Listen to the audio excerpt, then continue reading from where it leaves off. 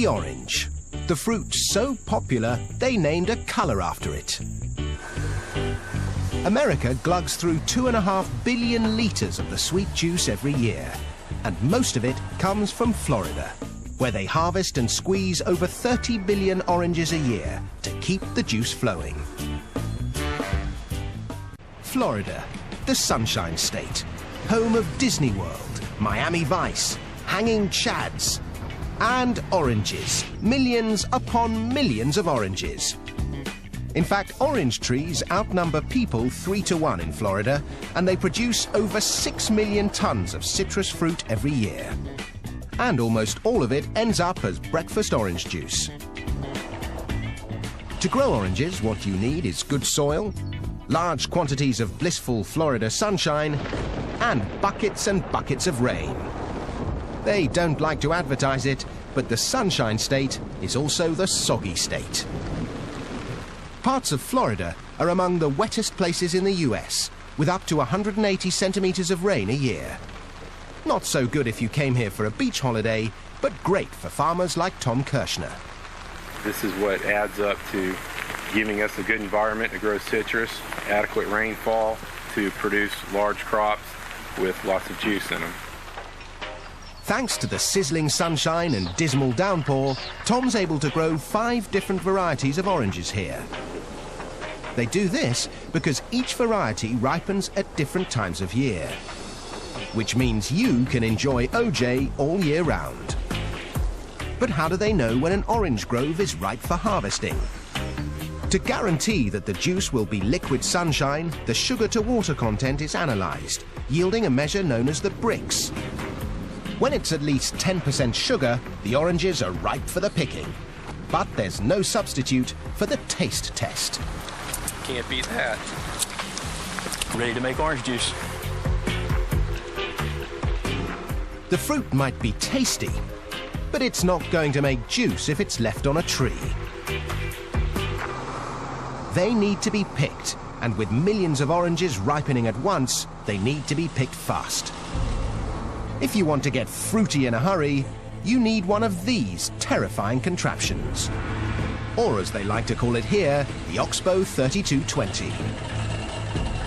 This magnificent machine is what's known in the trade as a continuous canopy shaker. And this particular machine was designed by Tom Visser. It engages the foliage of the tree and shakes it to and fro. And the shake is violent enough to sever the fruit stem, and then the fruit falls and gets intercepted. The Oxbow can harvest an incredible 2 tons of oranges every minute. This performance comes at a price. A pair of these mechanical orange pickers will set you back $1 million. Just as well, Tom's got enough work to keep them busy, picking 2 million boxes of oranges, totaling 81,000 tons of fruit per year. Once the oranges have been picked, the race is on to make sure your breakfast OJ tastes as fresh as can be.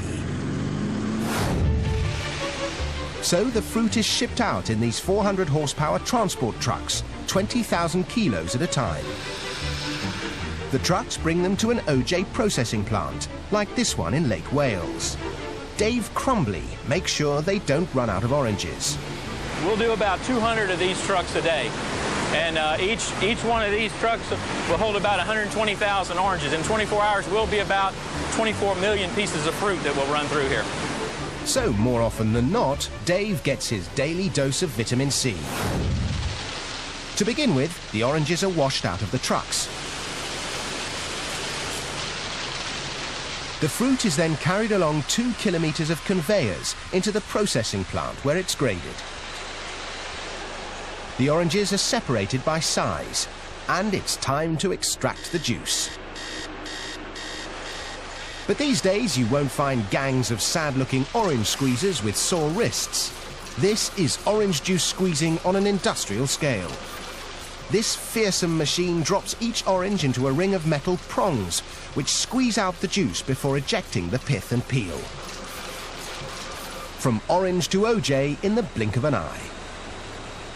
Of course, when it comes to OJ, the world is divided into 2 great opposing camps. One likes it smooth, the other with bits. So a load of the pulp that has been carefully screened is added back into the juice to create the wholesome, authentic OJ with all the good stuff still in it.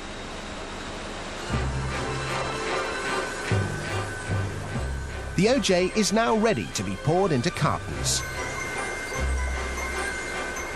It takes 24 oranges to make enough juice to fill each 1.89 litre carton. But quantity counts for nothing unless the quality's good enough to keep orange juice the world's favourite breakfast tipple. There are palates that can tell a Beaujolais from a Burgundy in an instant. And noses that can whiff a Chanel No. 19 from 100 paces. Well, these guys do the same for OJ. An expert OJ taster can spot minute variations in taste, composition and acidity. Doesn't have a very much oily feeling either, does it? There are 11 different measures of quality. Only when a batch of OJ ticks every box is it fit to be shipped.